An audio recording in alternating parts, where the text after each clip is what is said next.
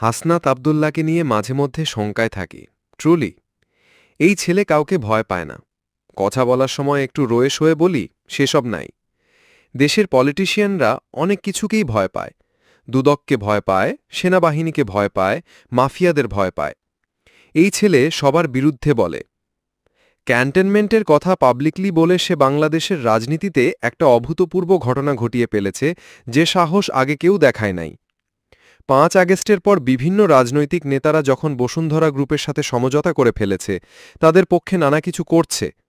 যেখানে বসুন্ধরা আবাসিকে পুলিশই সহজে অভিযান চালাতে চায় না, যেখানে পলিটিশিয়ানরা বসুন্ধরার মিডিয়া নিয়ে কথা বলতে চায় না, সেখানে হাসনাত আব্দুল্লাহ আজকেও বসুন্ধরা গ্রুপের বিরুদ্ধে সরাসরি কথা বলেছে। এত বড় মাফিয়া গ্রুপের বিরুদ্ধে সরাসরি বক্তব্য দিয়েছে সে আজ। সবাই যেখানে পলিটিশিয়ান হয়ে যাচ্ছে, হাসনাত আব্দুল্লাহ বিপ্লবী থেকে যাচ্ছে। কে জানে এই বিপ্লব